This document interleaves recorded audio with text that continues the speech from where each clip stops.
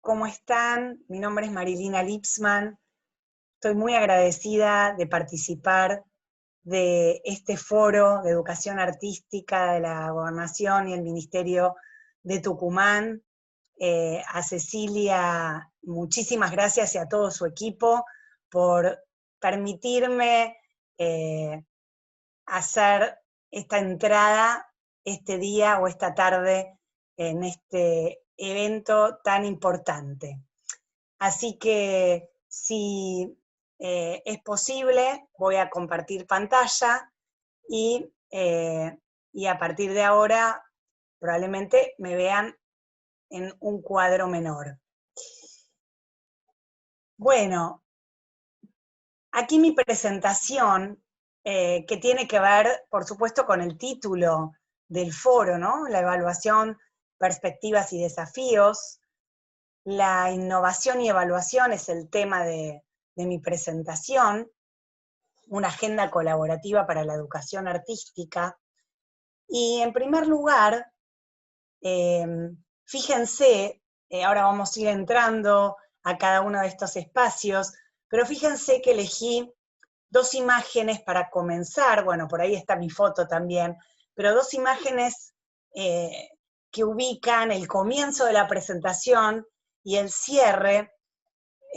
Una tiene que ver con una muestra del Museo Malva, que fue en octubre de 2019, una muestra que me impactó mucho, de Ehrlich, de Leandro Ehrlich, Liminal, y que su curador fue Dan Cameron, y que traje a mi mente en el comienzo de esta pandemia fuertemente. Luego tenemos una imagen final, que es una foto de dónde estamos hoy parados en el marco de la pandemia, de las posibilidades reales de lo que es un aula, ¿no? O lo que por ahí termine siendo un aula en la actualidad. En la muestra liminal, desafió esa muestra el tiempo y el espacio desde lo artístico, desafió los límites del tiempo y del espacio. Y fíjense que en este momento en el que estamos atravesando, estos 7, 8 meses de pandemia, me parece que el límite del espacio y el tiempo estuvo muy presente. Si bien el tiempo y el espacio son categorías didácticas y que generalmente tienen especificidades en lo que implica el trabajo en la educación, fuertemente en el marco de la pandemia eso se transfiguró. Y al decir de Dan Cameron, ¿no? En esa aula, quizás tomé esta imagen tan representativa, ¿no? De esa proyección entre el afuera y el adentro, que no se puede divisar quién está realmente adentro o afuera.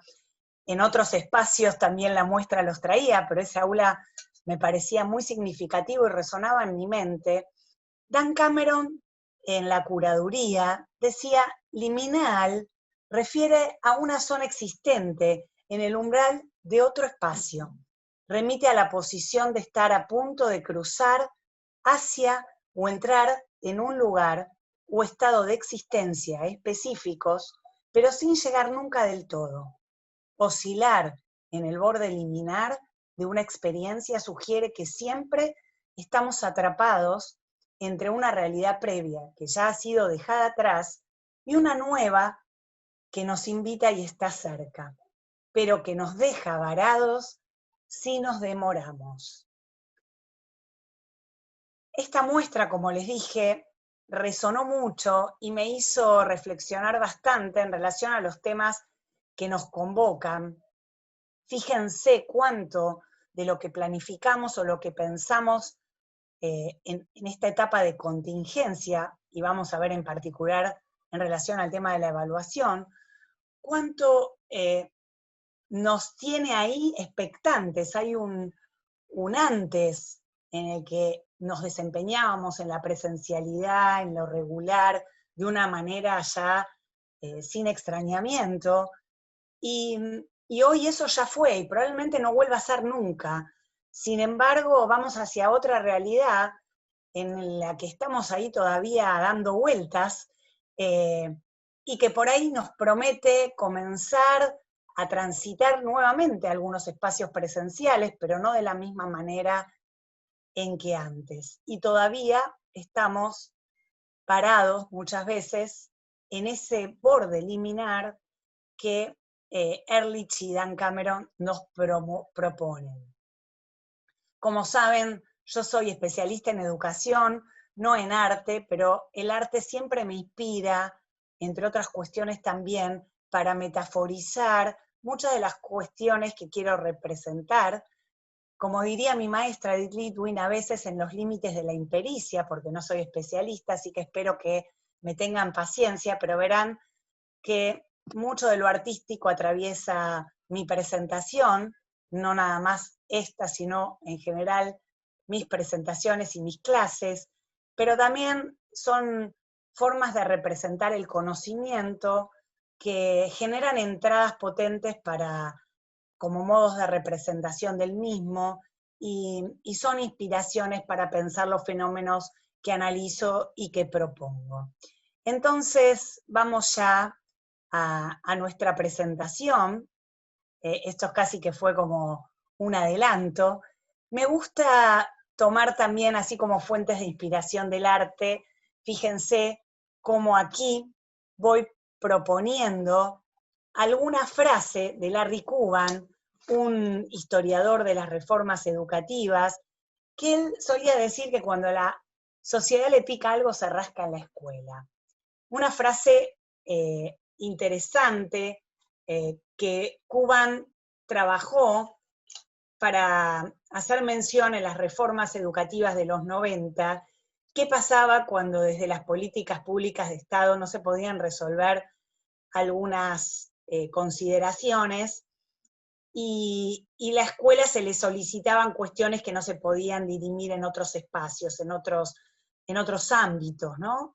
Y yo suelo decir, parafraseando a Cuban, que cuando a la escuela le pica algo, se rasca en la evaluación, ¿sí? Así como él decía, cuando algo pasa socialmente, hay algo que pica y se trata de pedirle a la escuela este esfuerzo.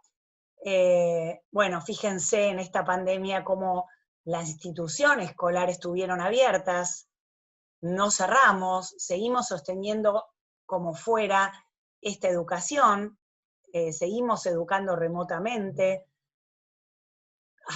desde nuestro buen saber y entender. Ahora bien, cuando a la educación le pica algo, cuando a la escuela le pica algo, pareciera que se le pide rendición de cuentas a la evaluación, ¿no? Y por eso es uno de los temas tan controversiales. Fíjense esta frase también de un referente que es Andy Hargreaves. Andy Hargreaves, un innovador en relación también a los cambios, remite a Andy Hargreaves a pensar en que paradójicamente la evaluación es el aspecto más vulnerable del trabajo de los docentes y a la vez necesitado de protección, al mismo tiempo que la instancia más pública del proceso de escolarización. Ahí, bueno, como verán, también podrán seguir la lógica de estas imágenes de cuadros elegidos, ¿no? ¿Qué pasa con lo público? Y la evaluación es de las instancias educativas el aspecto más público, más visible, ¿no? Es como lo que trasciende las paredes del aula o las aulas a través de las trayectorias educativas, las notas, las calificaciones que son parte de la evaluación, como vamos a ver, o algunas otras consideraciones que se hagan de la evaluación. En algún aspecto, la evaluación trasciende, ya sea como calificación, como trayectoria educativa de los estudiantes, y genera un impacto hacia futuro y también hacia la sociedad. Quizás en el aspecto de rendición de cuentas es en el que más visible se tienen estos aspectos públicos de la evaluación, para pensar en cuáles son esos aspectos que trascienden las paredes del aula. Otra fuente de inspiración son estos autores, además de Magritte, el surrealismo, que me permite justamente mostrar las controversias, ¿sí? Pienso que la evaluación está llena de controversias, y aquí Philippe Perrenot, que es un sociólogo de la educación, nos remite a pensar en la tensión de la evaluación que se encuentra entre dos lógicas: regular para los aprendizajes y regular para la acreditación y la certificación. A veces estas dos lógicas, estos dos procesos, no se integran de una manera contundente y se cinden y se trabaja, por un lado, para regular los aprendizajes en términos formativos y, por otro lado, en términos de rendición de cuenta. Perrenot va a decir, nunca se puede dejar de lado la regulación para pensar en estas instancias formativas que vuelven la información sobre los aprendizajes de los estudiantes, aun cuando la institución educativa se comprometa a acreditar dichos saberes. Y por otro lado, retomo también otra fuente teórica, que es mi maestra, Edith Litwin, una pionera en temas de didáctica, tecnología educativa, educación a distancia, evaluación en la Argentina.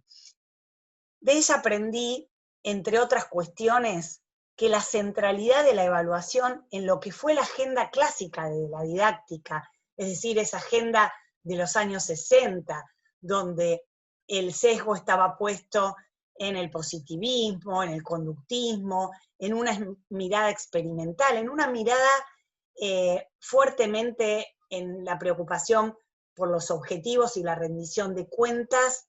La centralidad de la evaluación, dice Edith, se constituyó como una patología en la educación. ¿Por qué? Porque las prácticas educativas se fueron estructurando en función de una evaluación que se transformaba en estímulo más importante para devolver información sobre los aprendizajes, incluso aprendizajes muchas veces como resultados para los estudiantes, y no necesariamente devolvió información respecto de la propuesta metódica del docente, respecto de las políticas públicas de Estado, respecto de las cuestiones o las consideraciones institucionales o las cuestiones curriculares. Entonces, dice Edith, si la evaluación debiera recabar información a través de instrumentos para la toma de decisiones solo de cómo aprenden los estudiantes en proceso y producto, es patológico. No sería patológico si esa centralidad se corriera del lugar de informar respecto del aprendizaje y volviera esa información para pensar la propuesta metódica del docente, para poder replantearse los equipos docentes qué pasó en ese proceso educativo, en qué nos equivocamos, cómo podemos recalcular, replantear la enseñanza, cómo podemos repensar la evaluación para la institución, qué nos dice esa información para volver a pensar lo educativo en términos de procesos valorativos.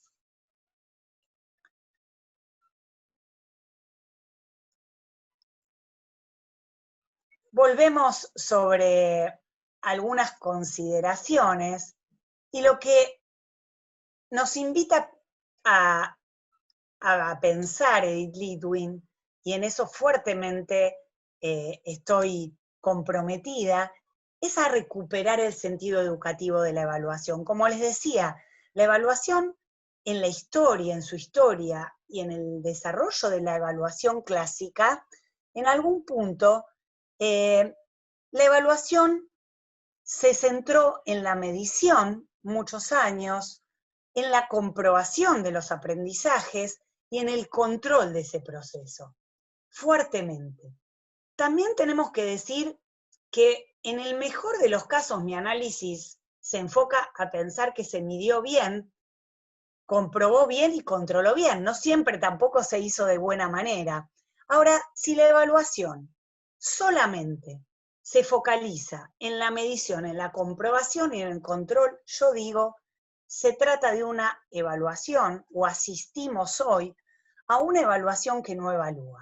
Porque el sentido educativo de la evaluación implica recuperar otras cuestiones para la evaluación. Ese sentido integral, ese sentido de mejora, no pareciera estar en una evaluación clásica, y si pensamos en la evaluación que va más allá de estas tres cuestiones, entonces tenemos que comenzar a pensar en cuáles son esas cuestiones que permiten recuperar ese sentido educativo. Y ese sentido educativo, bueno, aquí Remedios Varo, proponiendo la creación, ¿no? Esa creación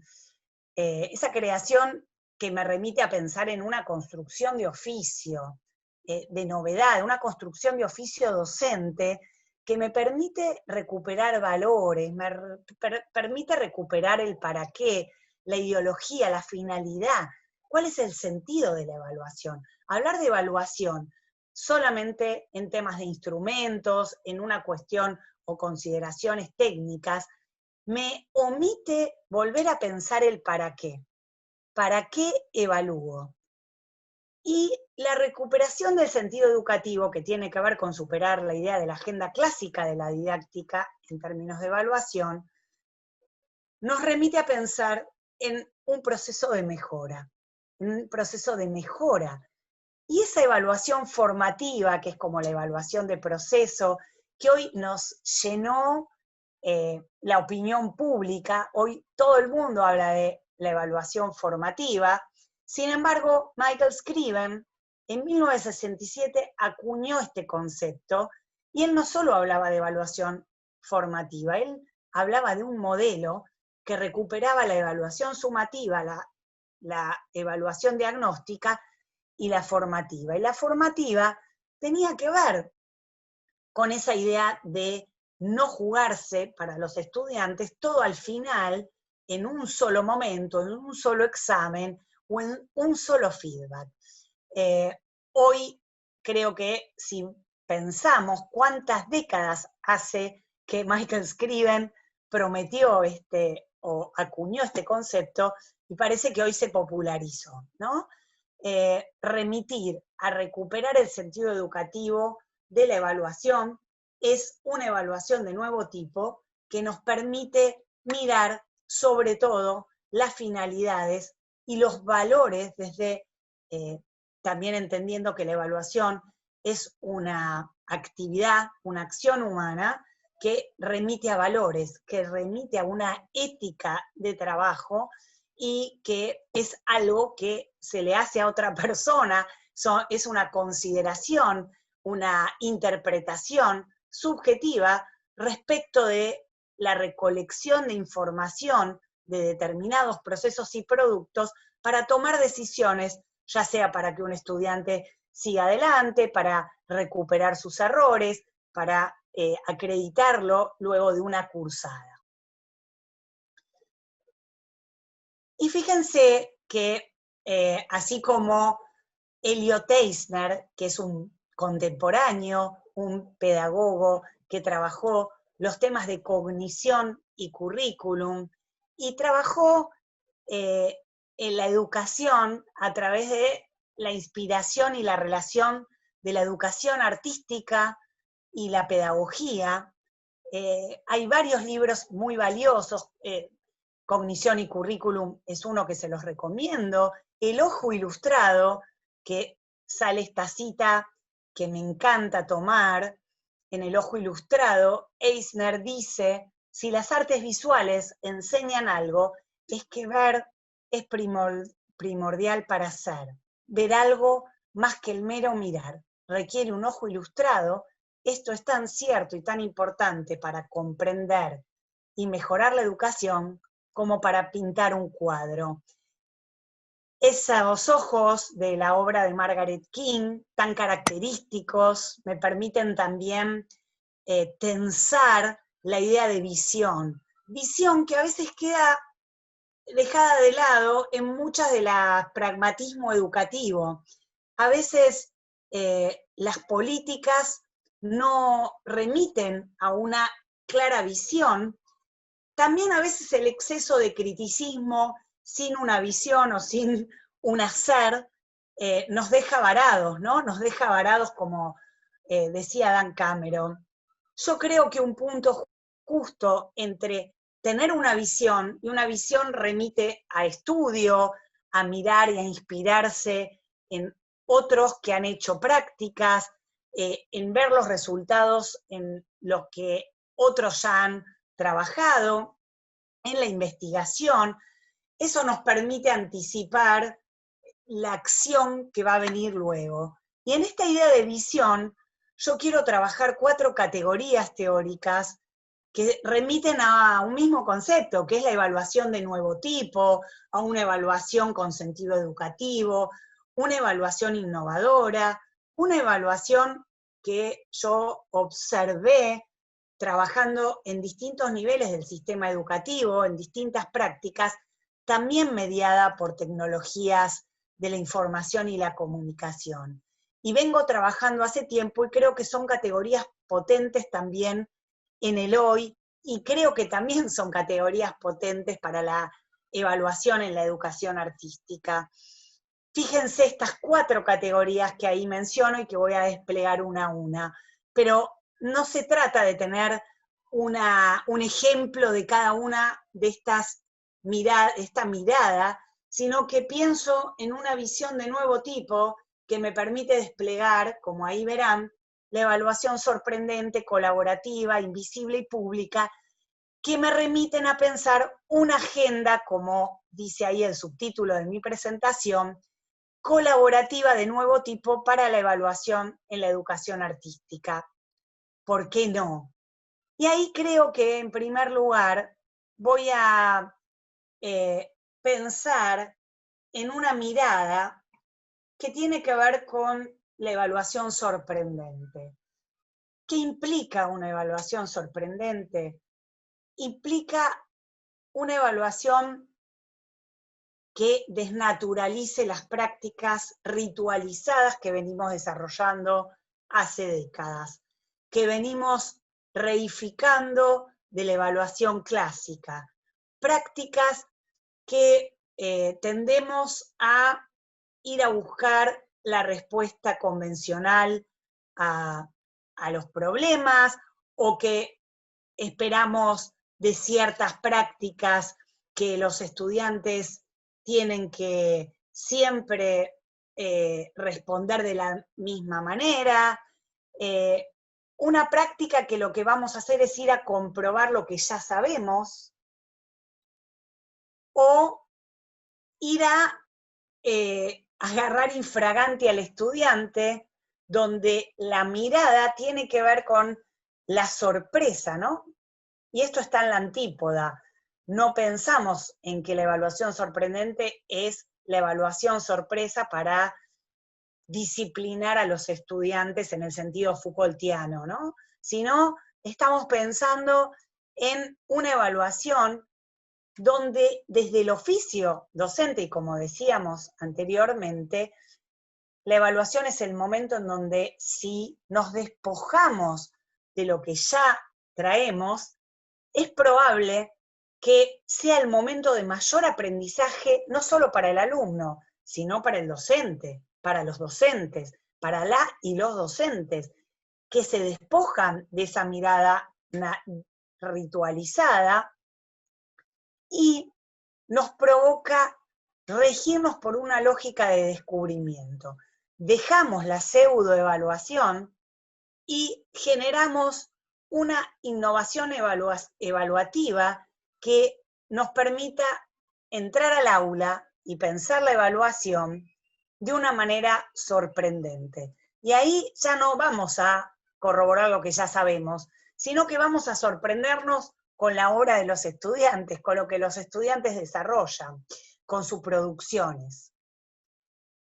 Una evaluación colaborativa, porque creo que esto no es nuevo, la cooperación es un trabajo que propiciamos desde hace décadas con muchas de las corrientes pedagógicas que nos anteceden. Sin embargo, en las actividades de enseñanza promovemos la colaboración, la cooperación, pero pareciera que en la evaluación se nos va todo el progresismo nuevamente a pensar en lo individual, ¿no? En una producción individual, a veces que esté en la cabeza de los estudiantes y las estudiantes, y que en algún punto poder comprobar la posesión del conocimiento. Incluso en producciones que relevan algunos aspectos que tienen que ver con el hacer de nuestros estudiantes en cada uno de los niveles, en cada una de sus producciones,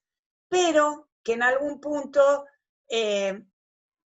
nos remite a decir, bueno, si verbalmente pueden decir que conocen tal y tal aspecto o tal y tal obra, nos quedamos tranquilos con que poseen parte del conocimiento y validamos estas evidencias. Sin embargo, ya vemos que hoy las profesiones y las obras pueden realizarse colectivamente, mucho mejor que individualmente.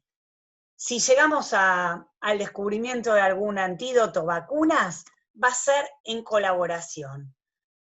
Para ello, Jerome Brunner, el psicólogo cognitivo, el humanista que conocimos, él decía, hay grandes obras de la humanidad construidas, pero hay pequeñas obras que se construyen en el seno de cada comunidad educativa, en el seno de cada aula, en el seno de cada grupo educativo, que colaborativamente produce y da sensación y sentido de cohesión.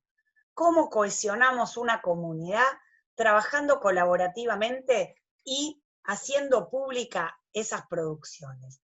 La valoración de esas producciones la puede hacer un docente que, por supuesto, conoce ese contenido, pero también los pares, los otros profesionales del campo, otros grupos que también valoran esas producciones que se hacen públicas, que se muestran.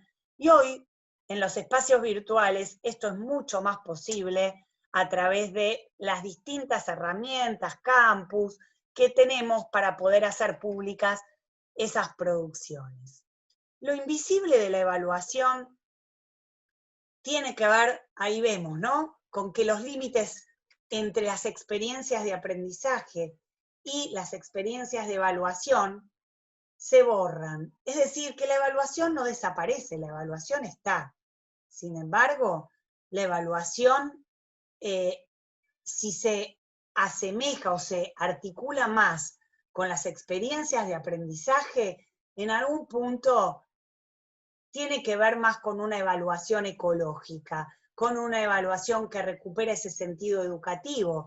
No necesariamente si los estudiantes generan una producción en un muro o trabajan en un portafolio, en un e-portafolio, en un portafolio electrónico, o en Canva, o en Genially, o en Murally, o en todas las herramientas que hay a disposición hoy para poder hacer público lo privado.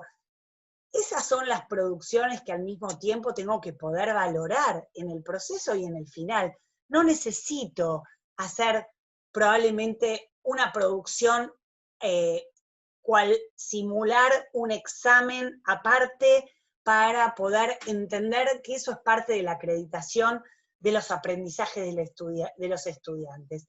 Si puedo valorar los aprendizajes que los estudiantes y las estudiantes van desarrollando a través de el devenir, con la observación quizás en el nivel inicial, con la documentación de esto, día a día, eso va a hacer que superemos también la informalidad de algunos instrumentos, pero que nos dé cuenta de los procesos reales y no antinaturales que genera a veces situaciones de examinación permanente que poco tienen sentido con lo educativo de la evaluación.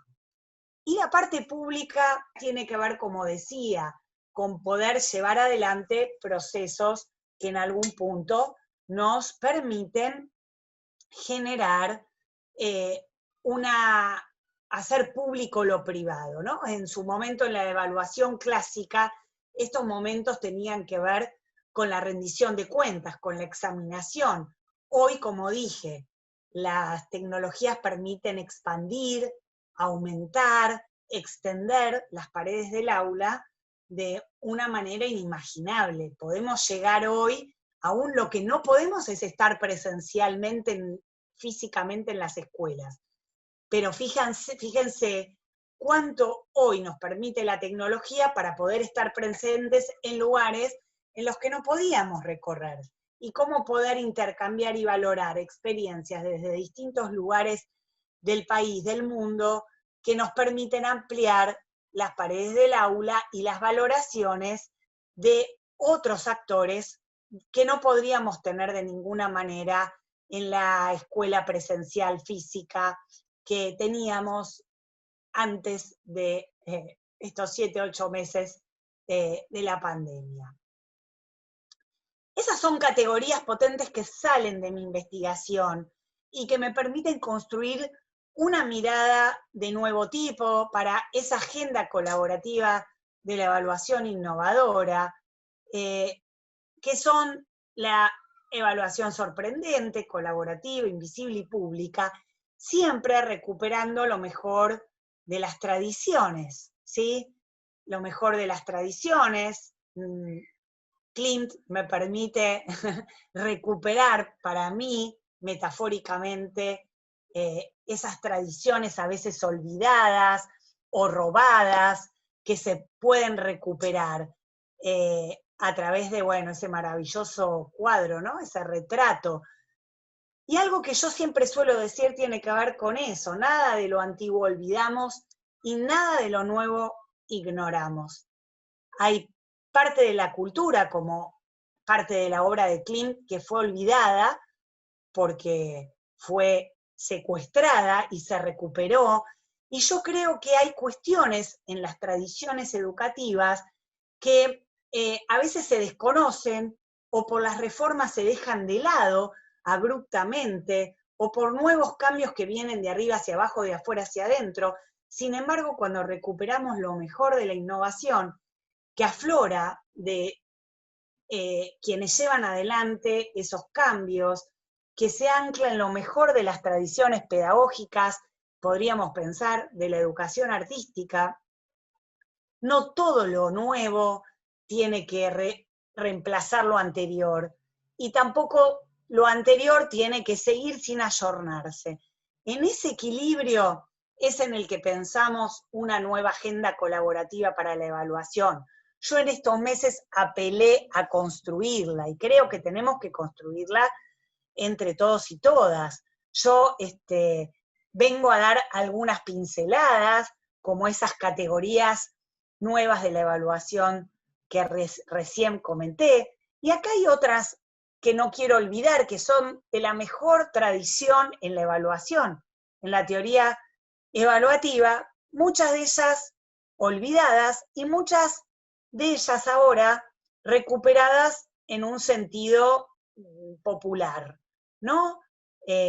Quiero recuperar que para pensar una evaluación hoy, en el marco de la educación remota, tenemos que pensar siempre en el acceso de nuestros estudiantes a las tecnologías, a los campus, a las plataformas, a las redes, a lo que tengamos montado para pensar nuestra educación primero, y luego la evaluación, porque no podemos pensar que los estudiantes no tienen acceso, no podemos evaluar de ninguna manera sin ese acceso. Si no tuvieron acceso, no podemos evaluarlos. si no tuvieron acceso a la enseñanza, tenemos que ser coherentes y pensar que la enseñanza tiene que ser válida en términos de coherencia, tenemos que evaluar lo que enseñamos y no otra cosa. Los criterios, para mí esto es un tema central. Hablamos de rúbricas, que está popularizado hoy, sin embargo, si no pensamos primero en construir los criterios para hablar de rúbricas, que son esos cuadros de doble entrada. Bueno, como decía, mi propuesta tiene que ver con generar una nueva agenda colaborativa para la evaluación, y en este caso para la evaluación y la innovación de la educación artística. Mis categorías son la evaluación sorprendente, colaborativa, invisible y pública, pero también pincelo algunos otros aportes. Me gustaría y apelo a que entre todos y todas podamos construir esta agenda colaborativa. Es más, los convoco a ustedes también a pensar cuáles podrían ser esos aportes. Y si remito al campo de la educación a distancia como referente y al campo de la evaluación, no puedo dejar de incluir estos aportes, como hablábamos antes, de las tradiciones. El acceso es algo que no podemos dejar de tener en cuenta para cualquier propuesta técnica de evaluación en el marco de una educación remota, en este marco de emergencia, y siempre la educación a distancia tiene en cuenta cuáles son las posibilidades de acceso de los estudiantes. La coherencia remite a pensar en un criterio de tener relación lo que se enseña y lo que se evalúa. Nunca se me ocurriría pensar que se va a evaluar algo que no se enseñó. Por eso en este momento, más aún, hay que reconfigurar los temas prioritarios y la evaluación prioritaria. Cuando hablamos de criterios, es sumamente importante, y esto se suele relacionar con las rúbricas, con la estrategia de rúbricas. Las rúbricas son instrumentos poderosos que se pusieron bastante en boca de todos en este periodo, que son esas matrices valorativas, cuadros de doble entrada, donde se despliegan los criterios por los que se va a valorar los aprendizajes de los estudiantes, y en otra de los cuadros se incluyen los niveles de aceptación de esos criterios, ¿no? Eso, en general, se utiliza no solo para el proceso, sino también para evaluar producciones, pero si nosotros no trabajamos bien qué son los criterios de valoración y consensuar criterios entre distintos docentes, entre equipos, y si no explicitamos esos criterios por los que se va a valorar a los estudiantes, la evaluación es misteriosa. Y ahí ese hashtag de no misterioso implica como un nivel distinto de conceptualización, por eso un hashtag, pero la realidad es que pretendo que la evaluación supere el misterio. Pensar que los estudiantes desde su oficio tienen que develar constantemente cómo van a evaluar los docentes, qué van a mirar, y sobre todo en la educación artística. Muchas veces se habla de la subjetividad, y es difícil develar en términos estéticos qué es lo que los estudiantes tienen que precisar si los docentes pretenden que se evalúe sus producciones de acuerdo a tal escuela artística o tal otra, o si uno puede elegir desde qué criterios. Pareciera que la educación artística no hay criterio, porque cómo definimos la belleza, cómo definimos algunos aspectos estéticos, que por ahí en algún punto Edith Lidwin diría son mega criterios, pero en realidad si definimos y consensuamos qué se va a dar por válido respecto de lo que enseñé y respecto de cuáles son esos criterios valorativos sobre lo que los estudiantes tienen que poder responder, eso debe ser explicitado. Si no es explicitado, es muy difícil que los estudiantes sepan de antemano cómo preparar, cómo producir, cómo estudiar, cómo generar obras que no sean solamente valoradas por su propio peso o porque la creación no tiene ningún criterio. Esto no es así y el trabajo criterial es lo mejor que hoy tenemos en la agenda colaborativa de la evaluación para poder consensuar sobre qué aspectos vamos a valorar las producciones de nuestros estudiantes. Luego encontrarán ahí requisitos, entendemos que lo cognitivo requiere apuntar a la significatividad de un campo disciplinar, a la representatividad en cuanto a lo que se enseñó, aspectos representativos y no solamente algunos aspectos, y la diferenciación cognitiva apunta a distintas habilidades cognitivas que los estudiantes tienen que poder demostrar, evidenciar, desarrollar en lo que implica un pensamiento complejo. Pensar en habilidades probablemente también en el arte que tengan que ver con la creatividad, la imaginación, la argumentación también, la producción, algunas habilidades técnicas, son diferentes aspectos, algunas se valorarán desde la observación, otras se valorarán en términos de poder generar algún tipo de actuación, y en todos los casos hay posibilidades de ser visto entre pares, con otros actores, entre los mismos docentes, otros docentes, ¿no? Poder deconstruir los errores. Ahí Jean-Pierre Astolfi trabaja sobre la idea de tus errores me interesan. El trabajo cognitivo implica también la deconstrucción de los errores. Los estudiantes tienen que poder equivocarse y tengo que poder guiar cuáles son los caminos por los que transitaron y cuáles serían otros recorridos posibles para poder llegar a mejores alternativas, a un mayor esfuerzo, a una mejor producción en el trabajo que hacemos. Cuando hablo de focalizar y priorizar, pienso en esto de que en este momento siempre la planificación educativa implica priorizar y focalizar. Pero en este momento remoto va a haber aspectos, incluso de las prácticas, que vamos a tener que poder decir, bueno, lo dejamos para más adelante, cuando se pueda ir a la presencialidad o no.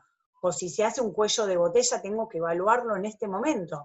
Lo evaluaré de una manera remota, con tales criterios, de tal manera. ¿Cómo lo puedo valorar? ¿Cómo puedo valorar aspectos que necesito presencialmente ver? En fin, focalizar y priorizar. Aceleración de tiempos de feedback. El feedback en este momento donde tenemos que hacer énfasis en lo formativo, en el proceso, implica poder generar devoluciones de una manera más constante que en otra oportunidad. Aún en el proceso, quizás no necesitábamos todo el tiempo hacerles un llamado de comentario, alguna cuestión que refuerce los aciertos o que muestre caminos equivocados. Hoy, a la distancia, necesitamos que los estudiantes y las estudiantes tengan mayor reporte de que estamos ahí, que los estamos viendo, que los estamos siguiendo, que estamos evaluando y siguiendo su proceso. En ese sentido, yo digo, aceleración de esos tiempos de feedback y quizás dilación de los tiempos de acreditación. La acreditación quedará para más adelante, pero el feedback, es decir, la evaluación en términos de devolución, me parece que es muy importante en este momento acelerarlo, es decir, tenerlo en un continuo mayor. todo lo que tenga que ver con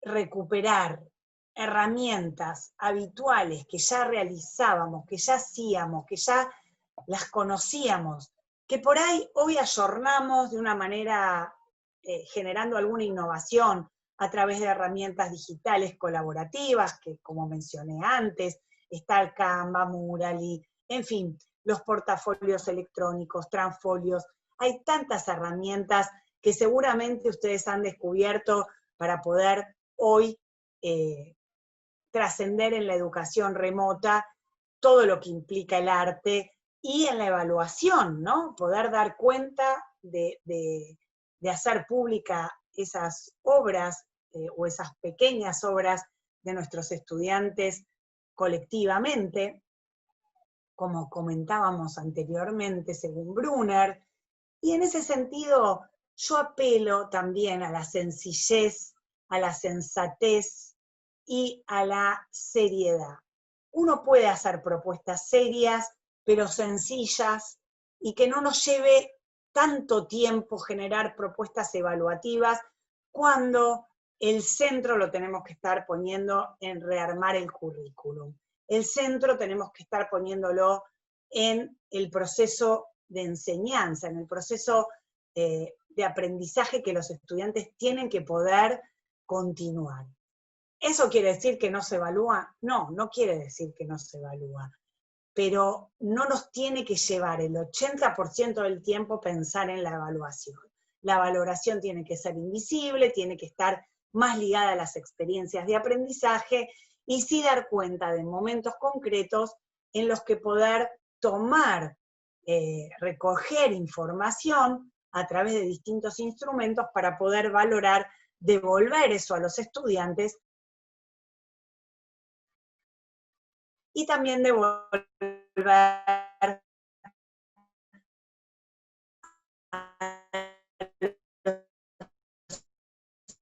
acciones para poder tomar decisiones en materia de políticas públicas de educación. Humanidad, que queda por ahí, tiene que ver con recuperar ese para qué que hablábamos antes, ese sentido educativo, la ética, lo moral de la evaluación, que es algo, no perder de vista, que es algo que se le hace a otro, que va a tener incidencia en la autoestima, en sus trayectorias futuras, y que de alguna manera la evaluación debiera ser un proceso integral. Por más que pormenoricemos en una escala, en un instrumento, siempre juzgar el valor de algo implica mirar su proceso, el producto, quién es esa persona, su trayectoria, y es ejercer, construir esa humanidad, no perderla aún en la mediación tecnológica. Y en este sentido apelo a que ustedes en esta semana y en el futuro, con las herramientas que hayan podido recibir, tomar, inspirarse, también apelen a esa agenda evaluativa.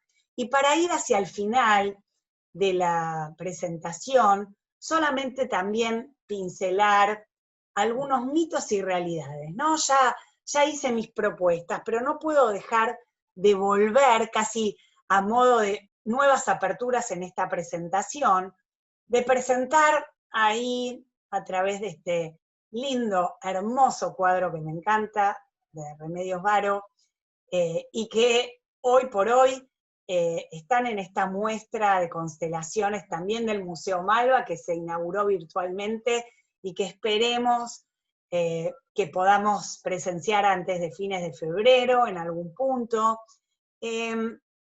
Algunos de los mitos que han circulado en esta pandemia y que he recogido de mi intercambio con distintos docentes, con distintos estudiantes, con las especialistas de las distintas provincias y países en los que estuve intercambiando en estos meses. En un comienzo se planteó nuevamente si evaluábamos o no evaluábamos, ¿no? Un dilema, un mito nuevamente. ¿no? La evaluación, más de un siglo, ya se habla en la teoría evaluativa de que la evaluación es parte del proceso educativo. Después podemos decir si parte de la evaluación que tiene que ver con la acreditación, como decíamos antes, la dejamos para más adelante, la suspendemos por un tiempo, la pateamos para el año que viene, la unimos con otro ciclo. Ahora bien, la evaluación en un sentido de informar respecto de cómo aprenden los estudiantes, cómo enseñamos, qué pasa con lo que pasó este año, con las políticas que se llevaron adelante, eso no puede dejar de estar. Estará de otra manera, resignificado, más en términos de lo formativo, de feedback, de evaluación, de proceso. Bien, ahora, poder volver a reinstalar el mito de no evaluar cuando es parte del proceso educativo, es realmente volver para atrás siglo de teoría evaluativa. Otro mito es que la experiencia artística no se puede evaluar, ¿no? Es como si todo acto creativo no puede ser evaluado y no se puede juzgar su valor desde criterios. Bueno, retomo acá lo que mencioné anteriormente en relación con criterios.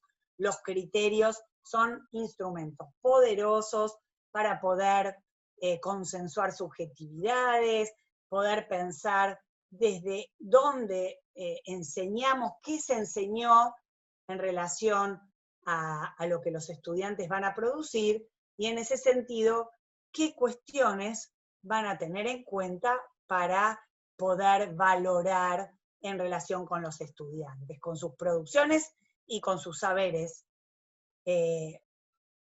No podemos evaluar en forma remota porque no podemos autenticar la identidad.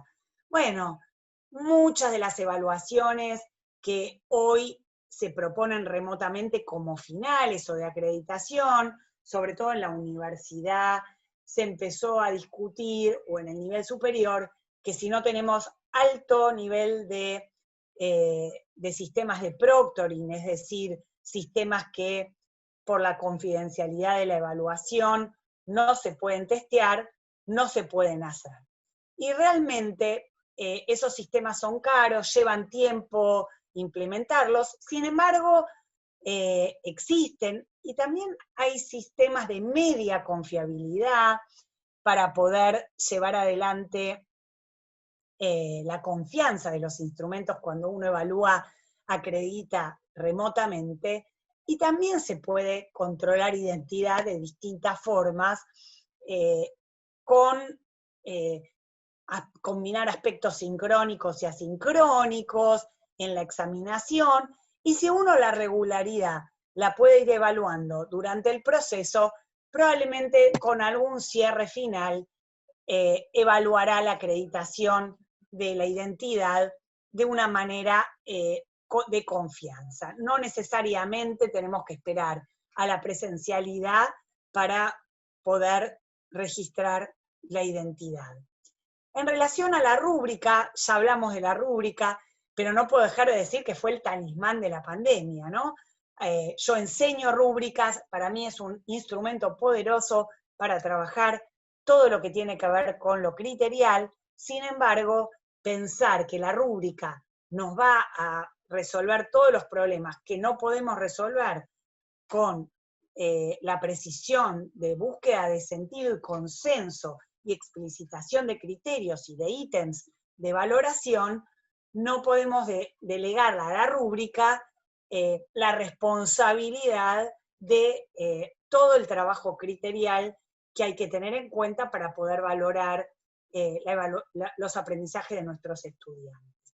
Y para finalizar, también otro mito tiene que ver con que solo los exámenes presenciales evitan la copia y el plagio. Creo que de alguna manera también muchas veces sobre los saberes más declarativos se teme por la posibilidad virtual que uno pueda generar copia y plagio. En realidad hoy la copia y el plagio hay muchos sistemas para poder controlarlo en los navegadores. Por otro lado, también yo creo que si los alumnos se copian, me parece que desde las actividades propuestas debe haber algo que los motive a la reproducción del conocimiento y no a generar diversidad cognitiva. Creo que la copia interpela más a la propuesta de enseñanza y la propuesta de evaluación de los docentes que a la posibilidad real que los estudiantes lo hagan cuando siempre existió. Si apelo a cuestiones originales, creativas, creo que va a estar difícil que los estudiantes y las estudiantes apelen a copiarse.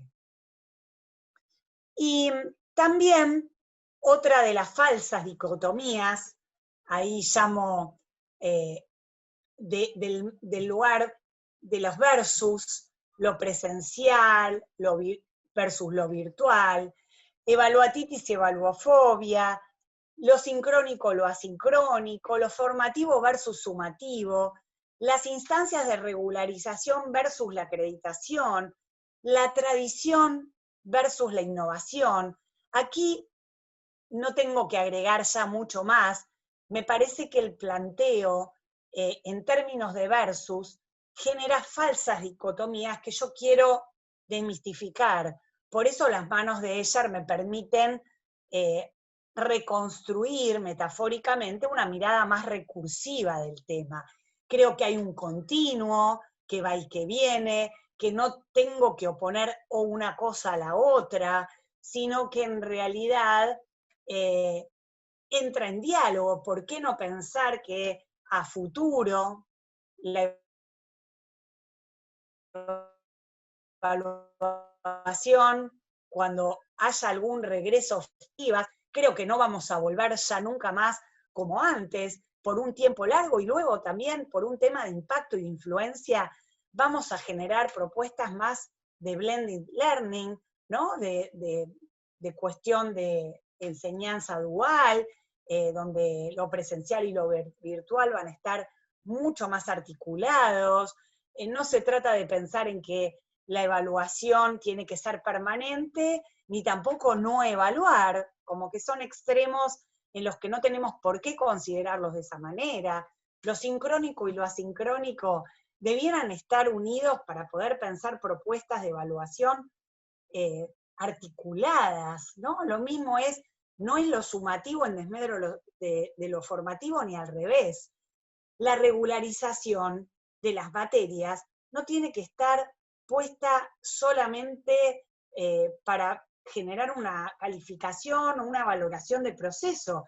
Si yo en las instancias de regularización puedo hacer un buen seguimiento, ese promedio o lo que salga de todo eso me va a permitir casi la base de la acreditación de un recorrido curricular, ¿no? Y esta idea de tradición e innovación que antes mencionaba, me parece que tiene que poder generar, como dije, las propuestas evaluativas, recurrir a lo mejor de las tradiciones en la evaluación de la educación artística, recuperarlas, mirarlas para inspirarnos en cuáles son esos instrumentos nuevos, poderosos, que hoy nos permiten generar propuestas de nuevo tipo, pero con sentido pedagógico, con un sentido pedagógico que remita a las finalidades educativas del para qué de la evaluación, para qué evalúo. Los instrumentos y los aspectos técnicos son parte fundamental de la propuesta, pero no me centro solamente en lo técnico, sino me puedo cuestionar los aspectos del para qué y el qué, porque si no, reconstituiría una propuesta cosmética que esté ayornada, pero que cambia el formato o la máscara sin que realmente se pueda modificar o transformar el fondo de la cuestión.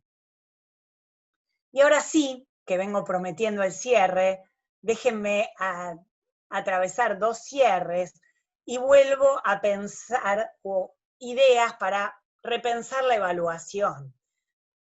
Vuelvo sobre, estas son fotos reales de algunos países donde se realizan actividades al aire libre, de otra manera, y va a ser parte de lo que tengamos que pensar para, como decía Dan Cameron en relación al liminal, no quedarnos varados en ese límite impreciso de espacio y tiempo sin poder dar ese salto. Quizás no nos guste lo que esté sucediendo o es de un nivel de angustia importante, pero vamos a convivir con esto un tiempo largo, no sabemos cuánto, ojalá me equivoque, vamos a tener que repensar propuestas de nuevo tipo para no quedarnos varados en ese límite.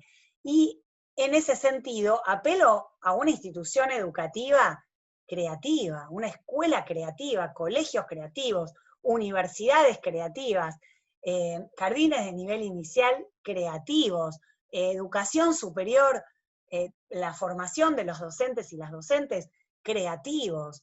Barnett nos inspira diciendo que una dimensión de la creatividad en la institución educativa tiene que ver con la imaginación. La imaginación implica en este punto una escuela que crea conocimiento sobre sus posibilidades, pero que también puede reimaginarse a sí misma, puede de alguna manera pensar en sus procesos, dedicarle tiempo y así poder en algún punto proyectarse, construir ideas creativas, producir para las instituciones de nivel superior sobre todo, y reimaginarse. Si no podemos reinventarnos y pensar en ese futuro, realmente entendemos que los instrumentos, las plataformas, las tecnologías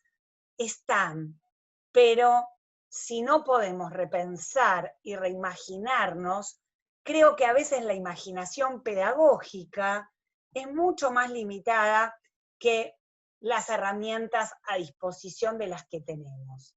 Y ahora sí, digo, cierre total, cierre final, Barnett, escuela creativa, imágenes de lo que puede venir, cómo reinventarse y al mismo tiempo volvemos a pensar en las tradiciones, años 60, serie Juanito Laguna, Antonio Berni, también Berni nos inspira en el mismo sentido.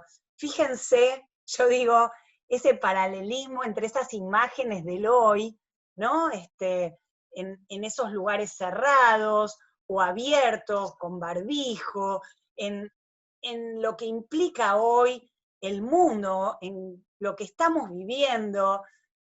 Bueno, Berni decía, Juanito es un chico pobre, pero no es un pobre chico, no es un vencido por las circunstancias, sino un ser lleno de vida y esperanza, que supera su miseria circunstancial porque intuye vivir en un mundo cargado de porvenir.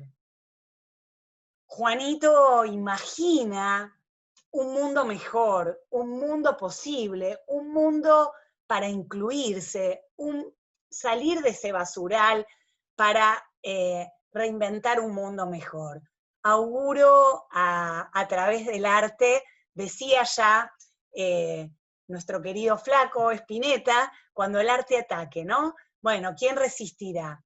Creo que a través del arte y la educación tenemos mucho para decir, mucho para trabajar, así que les auguro un buen foro de educación artística, la evaluación es un tema, pero sobre todo pensar el porvenir en la educación de un mundo mejor, de nuestro país mejor, de educar ciudadanos o ciudadanas creativos para poder reinventarnos en lo que nos toque vivir en el futuro.